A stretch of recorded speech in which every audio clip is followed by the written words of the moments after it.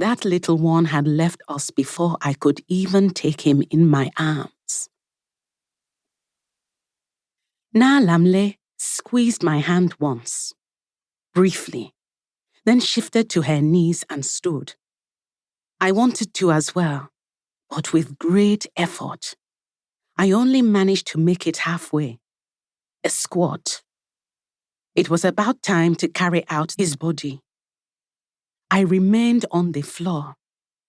She bent over one of the flames. I remained on the floor. She blew one candle out, then the next, and then another. Finally, she lifted the baby's body and carried him from our room. I remained on the floor. The darkness comforted me. Through the open doorway, I watched how Na Lamle weighed my baby in her arms, how she lay his body gently down onto the palm leaves, how she adjusted his head lovingly, pressing his lips together, how she blinked her tears away. I leaned back against the wall, closed my own eyes, and dozed off. By sunrise, his body was still warm. The older women, toothless and spitting, had assured one another that I had best forget about it all as quickly as possible. They sat together on the bench directly in front of our hut, watching the morning unfold. The one whose eyesight was poorest nodded emphatically in Na Lamle's direction, as she pronounced that I was still young and could, God willing, bear at least 3 more healthy children, one after another. Oh!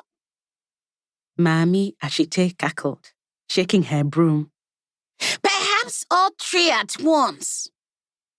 And as if this were the best joke of all time, they began to laugh in unison.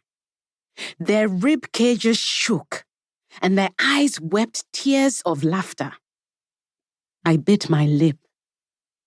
Did they not know the prophecy had foretold that I, the woman they all called Ada, would accompany only one child into adulthood?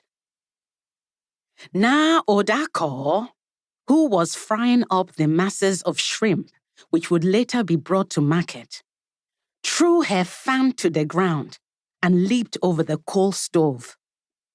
She had to prop up the toothless one, whose hearing was poorest, as she began to laugh so mightily. She almost fell from her bench. Forget it all as soon as possible? I fought to hold on to every memory I had of him. I clung with all my strength to the sour scent of my son. His memory still resounded in my ears, as though he had only just stopped nursing. And I longed for this again, oh. My swollen breast all but robbed me of my breath. As chapped and tender as my nipples were, I wished for nothing more than to exchange the agony in my engorged breasts for the torture of nursing. Na Lamle shook her head and chewed at her cracked thumbnail, while the toothless ones began to laugh at me once more. But it was really true that I could still feel how he had gazed at me as I had held him in my arms. Like a promise, he would stay with me forever. Or perhaps a promise that I had never really lived without him. He's not your husband, oh! I turned away.